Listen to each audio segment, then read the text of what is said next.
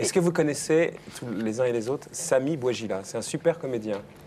Ouais. Il est beau en plus. Ouais, il est beau, je l'ai croisé en coulisses. Vous l'avez croisé, super comédien. Il a fait du film d'auteur. Il a fait aussi un film extrêmement populaire avec Bruce Willis où c'était la grosse machine Hollywood. C'est assez marrant comme ça. Aussi le mélange des genres. Il est à l'affiche mercredi d'un film qui s'appelle Need Gap, hein, aux côtés de Benoît Magimel qui est là également. Je vous propose d'élargir le cercle. Vous restez tous les trois avec nous. Ils vont venir à côté de Doc Gynéco qui a vu le film. Auparavant, on va récapituler le parcours d'abord de Benoît Magimel. Quoi non, comment non quand je dis Doc Gynéco si. Et de Samy Bouajila avec Anne-Elisabeth Lemoine, deux comédiens hors pair.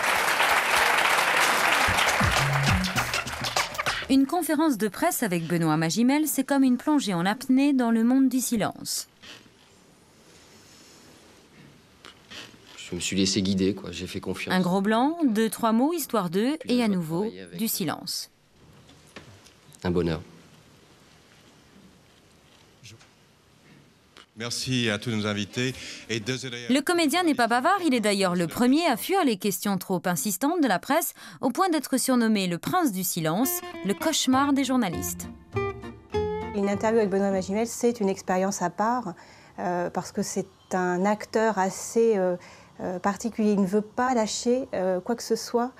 Il argumente beaucoup sur le personnage pour lequel il est en promo, sur le film évidemment, puis ça s'arrête là, c'est-à-dire que tout le reste paraît personnel. Exemple à la question « Quel est votre quartier préféré ?» Il répond « Ça vous regarde pas, c'est personnel ». C'est un peu ça les stars, quoi. Une star qui n'aime pas répondre aux questions parce que d'habitude, c'est lui qui les pose. Après, sur un tournage, il se transforme et là, il devient assez bavard en termes de questions. Il pose pas mal de questions, quoi. Ferme ta gueule, putain! Tu vas fermer ta petite gueule, merde, tu nous emmerdes, là! C'est un bosseur, c'est un gros bosseur, c'est un travailleur. Et il a besoin de beaucoup de choses, de beaucoup d'informations. Attends, tu vas te taire, tu vas te taire. Dis-moi que tu vas te taire, connard. C'est tellement bosseur qu'il peut en devenir un peu... Casse-couille. Moteur demandé. Benoît Magimel, le vrai faux cauchemar des réalisateurs. Trop perfectionniste, trop studieux, peut-être un peu complexé. Lui, le comédien autodidacte qui n'a jamais mis les pieds dans un cours de théâtre. Lui qui a répondu à une petite annonce pour devenir à 12 ans le héros de La vie est un long fleuve tranquille. Faut mettre un peu d'ambiance dans une famille coincée. Parce que c'est pas génial sinon. Depuis, le grand public l'avait un peu oublié, mais lui a continué à travailler encore et toujours, des petits rôles à la télé, des films d'auteur, mais pas de carton au box-office, avant de revivre la consécration à 27 ans, aux côtés d'Isabelle Huppert dans La pianiste. The best actor this year will be Benoît Magimel for The Pianist. Un prix, des lauriers, des yeux bleus à tomber, de quoi faire tourner la tête des Japonaises, un vrai cauchemar. Au Japon, c'était compliqué. Pour faire 10 mètres avec lui, c'était... Chaque mètre, il fallait attendre un quart d'heure que ça soit fini les autographes, quoi. Une beauté irrésistible, il faut bien dire. Bon, j'en suis pas très sensible parce que moi, à mon âge, je n'y pense plus. Mais enfin, c'est quand même agréable de jouer comme ça. Je dis, moi, quand même, j'ai un jeune partenaire. Mercredi prochain, à l'affiche de Need Gap, Benoît Magimel est toujours aussi irrésistible et toujours aussi silencieux. On va l'avoir, notre place au soleil. Un film d'action où même Samy Bouajila n'a pas toujours le temps de finir ses phrases. La serre, c'est les cons des deux sens. Samy Bouajila a pourtant l'habitude de déclamer du Shakespeare, des études d'art dramatique et de la patience avant ses premiers succès, Hollywood, avec Bruce Willis dans La peau d'un terroriste, un jeune beurre homo dans Drôle de Félix, ou encore un travesti dans Change-moi ma vie. Samy sait tout faire, y compris se taire. La serre, c'est les cons des deux sens. En espérant que ce soir, tout le monde, et surtout Benoît, ait retrouvé sa langue. Peut-être que ce soir, avec vous, il va être très à l'aise et qu'il va chanter Charles Aznavour, je sais pas, vu qu'il adore ça. Et on accueille deux comédiens hors pair. Samy Bouajila, bonsoir. Merci d'être là. Benoît Magimel, bonsoir. Bonsoir. Et il faut que vous m'aidiez toutes et tous. Salut Bruno, pardon. Je t'avais pas vu, mais en orange, je suis désolé. Salut camarade. Parce que t'es très beau, t'inquiète pas, magnifique. T'as refait ta garde-robe? Non, tout neuf, ouais. Oui, bah, c'est ce que je dis, ouais. Coordonné, hein. Très coordonné. Hein. Très coordonné. Il y a quoi dans le verre? De l'eau. De l'eau. Avec une fraise tagada? Ouais. Ah Non, ouais. c'est dur, Ça va hein. beaucoup mieux. Alors, parce que vous savez, vous, Benoît, que vous avez la réputation d'être le cauchemar des journalistes. Je pense que c'est faux, mais parce qu'il paraît qu'on a du mal à vous faire parler. Ouais. Et Samy, moi je me suis dit, Samy, je l'ai vu dans quelques films, il a l'air d'avoir une patate pas possible, ça va être super. Et pas du tout, je lis dans France Soir, vous l'avez peut-être lu ça aussi, une journaliste qui dit « On sent que les questions l'emmerdent, hein, pudeur ».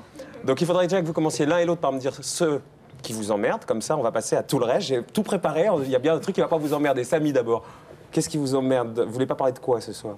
Ma foi, Benoît, à toi la parole. Ouais, tu veux vraiment que je commence? Non, c'est quand j'ai un peu de mal à parler de mon intimité, simplement. Ça me gêne un petit peu. Parler de mon travail, il n'y a pas de problème. Mais en dehors de votre travail. On dit pas en dehors. En dehors, oui. En dehors de votre travail, vous voulez bien parler d'autres choses, même, je ne vais pas vous parler de votre intimité, mais ce que vous aimez dans la vie, enfin ce genre de choses. Est-ce que vous comprenez qu'on puisse aimer un acteur, pas simplement quand il vient vendre son film pour dire mon film est super, etc., mais aussi parce qu'il nous intrigue, tout d'un coup on se sent en phase avec lui, comme pour les chanteurs d'ailleurs, et qu'on a envie de le découvrir dans son travail aussi. Vous comprenez ça? Bien sûr, mais je ne suis pas très à l'aise dans cet exercice. Il y a des gens qui le font très bien, Mais pour vous, c'est un vrai calvaire, la promo? Non, c'est un calvaire. Disons qu'aujourd'hui, c'est important de parler des films dans lesquels on joue. C'est essentiel pour que les choses se communiquent. Oui, parce que vous devez le faire, mais est-ce que pour vous, c'est vraiment quelque chose? Est-ce que vous êtes dû vous faire... Oula, je vais y arriver. Elle me fait le décours, elle se ramasse. Le prime time avec Dave, ça va être dur. Pour venir sur le plateau ce soir, par exemple? Non, pas du tout. Non, c'est un exercice qu'on apprend au fur et à mesure. Je crois que j'ai commencé très tôt, et puis au fur et à mesure que ça marche, on me sollicite un peu plus. Et donc c'est un exercice qu'on apprend à faire. Et vous, Samy? Il n'y a pas de problème? Non, mais malheureusement, c'est pas comment dire, les choses ne se passent pas de la même façon pour moi que pour Benoît. C'est que bien souvent, ce qui m'ennuie, c'est les questions convenues, indépendamment de mon travail ou de ma carrière. Du genre? Oh, du genre, les questions convenues, quoi, voilà. Non, mais c'est quoi une question convenue que je sache tout de suite, que je ne sois pas con tout à l'heure, quoi? De là où tu viens, est-ce que t'en chies mon gars, être à l'ali et tralala. Ah, le côté un peu beurre de service, quoi, c'est ça? Est-ce que c'est dur d'être... Ouais, celle-là, je vais l'enlever tout de suite, parce que... Et on discute un peu tous les deux. José Bové, c'est quoi le dernier film que vous avez vu? 8 femmes. Ça vous a plu? Oui. Vous, Juliette? La ligne verte. Je suis en retard, à moi. Un peu, ouais, c'est ce que j'allais dire. J'adore, je suis très en retard. C'était il y a 2 ans, hein. Ouais. Zazie? 8 femmes. 8 femmes aussi. Et camarade Bruno, c'est Need Gap, ça sort mercredi, donc on va commencer par le travail avant de déborder un peu Benoît, hein. Un tout petit peu, dans une certaine limite. Bon. Bruno? Ok. Là, vous n'allez pas pouvoir, parce que normalement, il drague évidemment toutes les comédiennes qui sont sur le plateau. Ah, je bouffe la feuille. Non. Allez, vas-y. Bon, pour la chronique de cette semaine, j'ai un problème. Je croyais aller voir un film plein de bruit et de fureur, Need Gap, ça s'appelle. Et on m'avait prévenu que ça allait défourailler. En fait, j'ai été voir un film muet, plein de bruit, certes, mais j'ai dû attendre 20 minutes avant qu'un acteur ne parle. Je me suis dit que le dialoguiste du film, Florian Emilio Siri, était peut-être en grève. Par contre, celui qui ne fait pas la grève, c'est l'armurier du film. D'ailleurs, l'armurier, on aurait dû le mettre en photo sur l'affiche avec le gang des braqueurs et des flics qui posent tous avec leur calibre. Je sais bien que Première, les Cahiers du cinéma et tous les autres vont défoncer ce film, lui tirer dessus à bout portant, mais moi, c'est pas mon genre. Je respecte trop les artistes et leur travail. D'ailleurs, Need Gap, j'ai kiffé. Seulement voilà, j'ai été à la Projo avec un ami intello branché que j'ai rencontré au Café de Flore. Lui, il m'a dit... Au Café de Flore, oui, c'est ça. Ouais. Il vous laisse rentrer au Café de Flore. Lui, il m'a dit que c'est ennuyé à fond pendant 1h45. J'ai beau lui dire que je pouvais pas dire ça, que sur le plateau, il y aurait Benoît Magimel et Samy Bouagila et que c'était sûrement des garçons très bien. Rien à faire. Je lui ai dit que dans le film, il y avait une belle brochette d'acteurs, tous spécialistes des rôles de composition, pris au piège dans un film d'action. Et que ça allait plaire aux jeunes. Mais il n'a rien voulu entendre. Il a failli m'engrainer, mais moi je lui ai dit que les passages avec des violons où tu dois pleurer, les échanges de coups de feu interminables, le ciné patriotique, les voitures qui brûlent et les méchants qui perdent, tout ça c'était du grand spectacle à la française. Les ricains le font, alors pourquoi pas nous? Eh ben ouais, pourquoi? Et ça sort mercredi. Moi je vais vous poser la question à tous les deux. C'est vrai que quand on voit le film, on se dit au départ comment on l'accepte sur scénario. Parce qu'en fait c'est super efficace ce qu'il dit. Enfin vraiment c'est un bon film efficace, on s'emmerde pas pendant 1h30. Mais c'est vrai qu'il n'y a pas beaucoup de dialogue. Et c'est vrai que le scénario scénario est assez basique. Quand on est un comédien comme Benoît Magimel ou comme Samy Bouajila, vous avez tourné dans des films d'auteur, on connaît aussi votre parcours, on l'a rappelé. Comment on s'engage sur un film comme ça, simplement sur un scénario qui, c'est vrai, ça peut être aussi une cata, c'est exactement l'inverse, mais au départ, comment on s'engage? Avant tout, il y a le travail du metteur en scène, c'est lui un petit peu qui nous donne confiance un petit peu dans cette histoire. Moi, je connaissais son travail, j'ai joué dans son premier film. Ouais. C'était quoi son premier film? 1 minute de silence, avec Bruno Puzulu. Et Avec déjà des dialogues passionnants, donc. 1 minute de silence. J'ai pas Moi, je me sens très seule, bon. C'était bien d'avoir essayé, ça aussi. J'ai tenté un truc. Normalement, je tente, moi, ça tombe à plat, je préfère que ça soit vous. C'est pour moi. Pardon. Et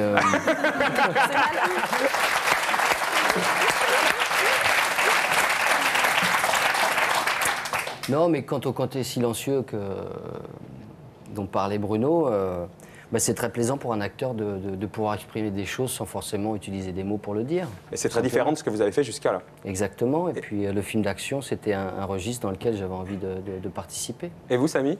J'avoue que c'est la même chose, ceci dit, indépendamment de la quantité de dialogue qu'on peut avoir, c'est pas là que ça se situe. Quand je décide de m'approprier un rôle, je m'en fous du nombre de paroles qu'il va dire ou pas. Non mais ça certainement, mais au départ quand même, moi je me suis dit c'est compliqué de s'engager que là-dessus quoi. Parce qu'il se trouve que c'est réussi dans la réalité. C'est compliqué que ça. Ah ouais, enfin ceci dit, quand on connaît ma filmographie, c'est super excitant pour moi de s'engager, Dieu sait si je rêve de ça, parce qu'en plus je viens de là, quelque part, du film d'action. C'est pas ça qui compte, c'est l'enjeu du personnage. Et ça on le décèle déjà sur le papier? Quasiment. Et ensuite, quand on fait la rencontre avec le metteur en scène... C'est lui qui donne envie, quoi. J'avoue que j'étais assez impressionné par Florent et son univers, indépendamment de la maîtrise qu'il peut avoir de son cinéma et de sa technique. Donc c'est une rencontre, en fait. Non, mais ça, je l'ai découvert par la suite. Ouais. Mais j'avais envie de composer, j'avais envie de composer effectivement une espèce de petite caille, ou voire une petite canaille comme ça, et de me glisser dans cette bande. En plus, j'étais admiratif du casting. Et ça, c'est... Ça le fait, quoi. Mais non, c'est indépendamment de ça le fait, c'est un atout. Enfin, on ne cherche pas le nombre de mots et mais je comprends, mais ça la peut être dimension du personnage. Je vous propose de regarder la bande-annonce pour que les téléspectateurs y comprennent de quoi on parle. Ouais. On avait tout préparé. Abedin Nekseb va être jugé pour proxénétisme en bande organisée, trafic d'armes, torture et viol aggravé. Je te donne ma parole. On n'ira plus jamais au placard. Ça devait être notre plus gros coup. On avait tout prévu, sauf le hasard.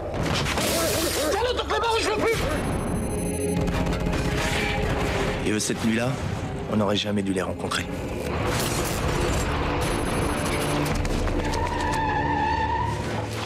C'est le GIGN. C'est pas le GIGN. Lâche-le. Baisse ton arme. Baisse ton arme, je te dis. Qu'est-ce que tu fais là? Tu vois pas qu'on est dans la même merde? Qu'est-ce qu'ils veulent, les mecs dehors? Un prisonnier. You all gonna die. They will kill you. C'est lui-même qui l'a dit. Il a dit en cas de pépin, chacun pour sa gueule. Alors peu importe avec qui on s'associe. L'important, c'est de rester en vie. Constantino, faut qu'on s'arrache, bordel! Il bouge comme ça, on peut le foutre en l'air!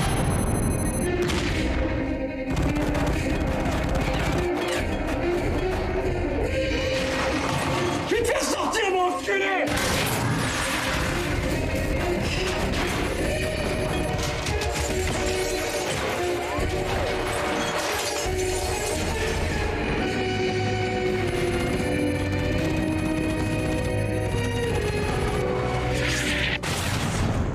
Ça va jamais s'arrêter, putain!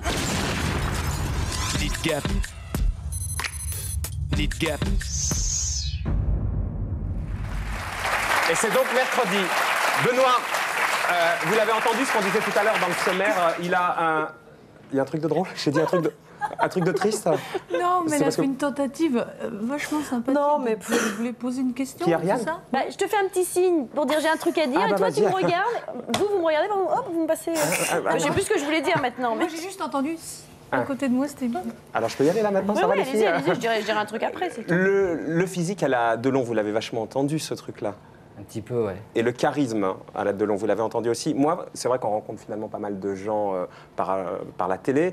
Et le nombre de gens qui m'ont dit, quand tu croiseras Benoît Magimel, tu vas voir, il a un charisme incroyable. Et pourtant, des gens qui ont l'habitude. Vous en avez conscience? Bah, on fait beaucoup de similitudes, enfin, on prend toujours des exemples. Hein. C'est vrai, des comparaisons. Et, mais enfin, Alain Delon, vous, de Robert De Niro à la française? c'est très flatteur, mais... Est-ce que vous en avez conscience? D'avoir ce charisme-là, pas de ressembler à Alain Delon, ça, mais... Ah oui, je crois pas avoir le même parcours. Pas encore, là, hein. Mais le charisme dont on parle. Faut demander à mes amis, aux gens qui m'entourent, je sais pas. Bah non, parce que je peux pas leur demander si vous en avez conscience, parce que vous êtes là, je préfère vous le demander à vous. Ça sera mieux. Je sais pas, je peux pas vous répondre, je sais pas quoi répondre à ça. Est-ce que vous pensez avoir un truc en plus? Un plus vis-à-vis de quoi? Vis-à-vis des autres. Vis-à-vis des autres? J'essaye de bien faire mon travail, c'est tout. Juste ça? Bah oui. Bah, moi, ce qui m'intéresse, c'est mon travail, c'est pas le reste. Et quand vous bossez limite casse-couille, comme il dit votre copain dans le petit reportage de tout à l'heure, c'est quoi? C'est votre copain Daon, je crois, non? C'est ça? Ouais. Il a dit ça. Ouais, il dit ça. C'est quoi? Que vous avez une forme de complexe d'infériorité, même quand vous ne voulez pas parler d'autre chose que de votre travail, c'est que vous disiez que je crois que ça n'intéresse personne. Ce qui intéresse personne, c'est simplement ce que je fais. Vous souffrez de ce complexe d'infériorité? Non. non, je fais ce métier parce que je l'aime et c'est tout. Enfin, le reste, pour moi, c'est pas très important. Qu'est-ce qui est important pour vous? Mon travail. On va tourner en rond. On va tourner en rond. Est-ce que vous êtes timide ou pas une seconde, hein? Ou c'est la société du spectacle qui vous intimide, mais en fait, vous n'êtes pas du tout timide? Là, vous donnez l'impression d'être timide. Ouais. Mais j'ai du mal à me confier aux gens que je ne connais pas, je sais pas. Allez le détendre, Juliette, je sais pas. Non, j'ai rien à dire, c'est très respectable. C'est très respectable, il a raison. Il est là pour parler de son métier, il n'est pas là pour parler de sa vie. Alors pour parler d'autres métiers, il y a une chose que vous avez façonnée, c'est votre rire. Vous trouviez que vous aviez un rire muet, pas du tout communicatif. Et c'est une des rares choses que vous avez vraiment bossé. Voilà. Je vais essayer de rire un petit peu. C'est vrai que je riais un petit peu silencieusement. Quoi, du style? Oui, et puis dans un premier temps, il y avait aussi le... Ah, ouais. Ah, ça c'est mauvais, ça. Ça c'est moins bien, C'est ouais. très mauvais. Mais ouais, mais bon, on apprend un petit peu à... C'est un travail de respiration, enfin. Et alors, le nouveau rire, ça donne quoi? Ben ça, c'est quand je travaille sur des films, on me demande de rire, j'essaye de le faire, mais dans la vie, je sais Alors, pas. imaginez que vous êtes à votre travail et que moi, je vous demande de rire. Non. C'est bien filmé un coup de main, Samy. Samy. Non, qu'est-ce que je voulais que je vous réponde à ça? C'est mon travail. Il faut faire une grimace, je sais pas, ça peut vous faire rire en même temps. Si vous voulez. Vous trouvez bon comédien, Benoît? Écoutez, je suis assez heureux du travail que je fais dans mes films, les films que j'ai pu faire, ouais. Non, c'est important de faire des choix. Je crois que c'est quelque chose d'important de faire des bons choix. Et comment vous expliquez que vous faites les bons choix, que vous tournez beaucoup dans des films qui font référence? Vous avez eu un prix l'année dernière à Cannes. Et finalement, vous ne participez quasiment pas à cette société du spectacle dont on parle finalement depuis le début de l'émission. C'est rare, les comédiens qui arrivent à exister dans leur métier sans finalement donner beaucoup d'eux-mêmes au spectacle. Vous avez l'impression d'être atypique? Non, pas vraiment, non. Je crois que vous l'êtes, hein. Ah bon? Ouais. Bah, je vois beaucoup d'acteurs autour de moi. Je trouve qu'on suit un petit peu les mêmes... On a les mêmes aspirations. Qui, par exemple? Vous vous sentez de la famille de qui? Bah, de ceux qui travaillent dans le film de Nick Gep, par exemple Samy Ouajila. Oui, exactement, on rigole pas. C'est vrai. Non, il y a beaucoup d'acteurs, Sami Nasseri, Nadia Fares, Pascal Grégory. Tout ça, c'est des gens dans lesquels vous vous retrouvez, quoi. Mais c'est des gens dont j'apprécie le travail, oui. On va dire que Nasseri, il est quand même un peu plus expansif que vous. Vous en avez conscience? Ben, c'est une autre personnalité, oui. Mais ça n'a rien à voir avec le travail qu'on fait au cinéma. Il est très différent sur un tournage, Benoît Magimel, Samy? Non, pas du tout. Il est exactement comme ça? Mais non, mais c'est pas... Ben, c'est pas une tare, c'est juste une question. J'essaie juste de comprendre qui il est, ce qui me paraît pas être une acquisition. Je ne répondais pas redoutable. sous le fait que ce soit une tare. Bien au contraire, quand j'entends, j'ai pas l'impression d'entendre une tare. Il dit juste ce qu'il pense et que après ça répond peut-être pas à vos attentes, mais c'est... Ah, mais moi, j'ai aucune attente, j'ai juste l'attente de comprendre. Après, non, mais je comprends tout à fait ce qu'il dit en tous les cas. Moi aussi, je comprends très bien, mais je demande simplement s'il est différent non, pas du tout, non. au boulot que là sur un plateau de télévision. Non, non, alors là, bien au contraire. Mais ceci dit, vous avez l'air tout doux quand on vous voit comme ça, tout calme. Mais vous avez un point commun avec José Bové, c'est que vous avez été abonné dans votre jeunesse au poste de police quand même. Vous avez passé pas mal de temps au poste de police. Merde, il fallait pas que je dise ça. Bon. Non mais ça c'est vrai, j'invente pas. Non? Je vous dis, bon, ça m'est arrivé de me retrouver au poste quelques fois, c'est tout. Ah, plus d'entre nous, tu parles. Mais bon, je suis pas le seul. Vous dites? Voilà, exactement. Il n'est pas le seul. Ah, non, mais c'était pas du tout une critique. Jamais. Mais Jamais. On vous voit comme ça très calme, très zen, et vous faisiez des graffitis partout quand vous étiez plus jeune.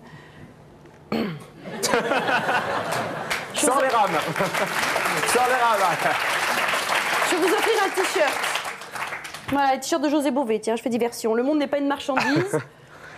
Vous n'êtes pas nominé au César demain. L'année dernière, vous avez le prix d'interprétation à Cannes. C'est le genre de truc qui vous touche ou pas du tout? Vous comprenez pourquoi vous n'êtes pas nominé déjà dans ce petit monde? Il y a beaucoup de beaux acteurs qui sont nominés cette année. Moi, j'ai été très gâté avec le prix d'interprétation à Cannes. Enfin, ça fait partie de... Je sais pas, quoi. Je n'ai pas vraiment d'avis là-dessus. C'est pas une préoccupation pour vous? Non, parce que tout ça reste très éphémère de toute façon. C'est vrai que quand on parlait des médias tout à l'heure, ou enfin de pouvoir parler, j'ai toujours eu envie d'être reconnu. On parle de reconnaissance, mais à travers mon travail. Mais là, c'est la reconnaissance par vos pairs, a priori. Oui, mais je vous dis, c'est vrai que j'ai eu un beau prix l'année dernière à Cannes, et qu'il m'est arrivé d'être nominé au César. Donc tout va bien. Vous avez déjà été nominé, vous, Samy? Non, nulle part. Nulle part? Vous n'avez jamais été... jamais rien reçu? Non. Mais si, il me semble nominé au prix Michel Simon, non? Il y a quelques... Ah oui, pardon. Quelques années? C'est vrai. C'est le genre de choses qui est important pour un comédien comme vous, ou alors vous en foutez aussi? Je m'en fous pas du tout, non. Ça fera partie d'une reconnaissance? Vous la cherchez, vous l'attendez, vous la... Disons qu'à mon insu, on me fait comprendre qu'il vaut mieux pas l'attendre. Qu'il faut pas l'attendre? Ouais, donc pourquoi? je l'attends pas. Eh bien, pourquoi, j'en sais rien, mais c'est sûr que la reconnaissance, quelle qu'elle soit, d'abord, dans l'absolu, on cherche la reconnaissance... moi, je cherche la reconnaissance de mes pères ou de mon père, ou j'en sais rien, mais... Ouais. Et sinon, on cherche la reconnaissance dans l'absolu, quoi. Et dans le travail? Dans la profession, bien évidemment, ça m'empêche pas de travailler. Mais vous en avez cumulé des films dans des atmosphères très différentes. Hein. Évidemment. Ouais. C'est quelque chose qui existe, voilà. Le film avec Bruce Willis, Hollywood, c'était quoi? Une tentative pour voir comment ça se passait là-bas? Absolument pas. C'était un rôle très très fort, qui malheureusement s'est avéré prémonitoire. Parce que vous étiez terroriste palestinien, c'est ça? Moi, je n'ai pas vu ce film-là. Voilà, j'étais quelqu'un qui semait... j'étais un terroriste qui semait la terreur... en l'occurrence sur New York, mais prémonitoire, pas pour ça, non, non. Prémonitoire parce que malgré le film, finalement, les questions qui sont posées sont des réponses auxquelles on ne s'arrête pas vraiment, les médias passent dessus, ça devient une actualité brûlante comme ça. C'était juste un film d'action, non? C'était quoi? Non, pas du tout. C'était c'était un film d'action, mais qui relate, qui retrace exactement ce qui s'est passé finalement le 11 septembre. Ah oui, d'accord. Mais c'est peut-être pas aussi léger que ça. Mais c'est pas ce que je dis. Ah bon? Vous êtes super sur la défensive. Hein. Ouais, parce qu'on m'agresse souvent sur ça. Mais je vous ai pas posé une question. Je sais même pas sur quoi j'allais vous agresser. Sur quoi? On vous agresse sur quoi? En l'occurrence, sur... Mais sur quoi on vous agresse souvent? Sur le choix de ce rôle, passer un temps. Parce que quoi? On vous disait quoi? D'interpréter un terroriste. C'est le rôle d'un comédien, non? C'est une bonne réponse. C'est la réponse que je donnais. Ah bon, alors elle était bonne alors. Et c'était les motivations que j'avais, effectivement, mais c'est quelque chose qui finalement est un peu plus fort que ça, quoi. Ensuite, non, voilà, j'ai pas donné de suite à ça parce que je trouvais que ce qui se passait là-bas, c'était trop fort et trop violent et que je ne me retrouvais pas. Aux États-Unis. Aux États-Unis. Donc une carrière à Tagmaoui, ça vous intéresse pas? Je sais pas quelle carrière à Tagmaoui là-bas, mais... je sais pas, il est venu nous raconter, apparemment, il a fait son trou là-bas. Tant mieux.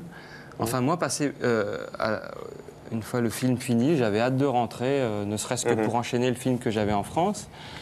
Et ensuite, j'ai pas répondu aux sollicitations que je pouvais avoir. Vous en avez eu des sollicitations là-bas? Ouais, mais ça veut rien dire, parce qu'une fois qu'on est là-bas, le boulot, il existe vraiment. J'imagine, ouais, ça se fait pas tout seul, ouais. Non, non, mais c'est vrai. En même temps, il faut y répondre, il faut y être. Et je m'y retrouvais pas vraiment, quoi. C'était un peu Et ici, trop... après Need Gap, hein, vous allez vous retrouver dans quoi? Ah, le film de Michel Blanc, avec un casting de folie. Voilà, en l'occurrence, mais pas seulement.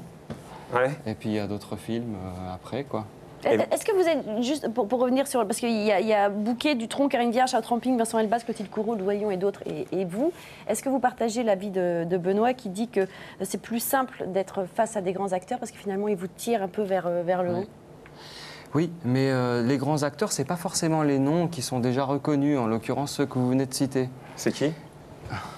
Eh ben, nombre de premiers films que j'ai pu faire, et si je vous cite Marie Payen ou Jamel Barek ou d'autres... C'est sûr, on les connaît moins. Ouais. Voilà. Et donc, c'est pas forcément ces noms-là, mais oui, effectivement, à chaque fois qu'on a en face de soi quelqu'un qui a des choses à dire, eh ben, on a du répondant, quoi. Donc. Et que... Après, en l'occurrence, après le film que vous venez de citer, de Michel Blanc, j'ai fait Vivre me tue avec Sylvie Testu et Jalil Lesper et d'autres acteurs moins connus.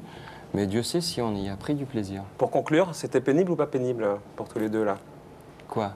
Bah ça, ce qu'on vient de faire. Vous savez que vous passez à la télé en direct sur France 3, là. Ça va un peu vite, mais ça va. Ça allait? C'était pénible, pas pénible? Non, tout va bien, non.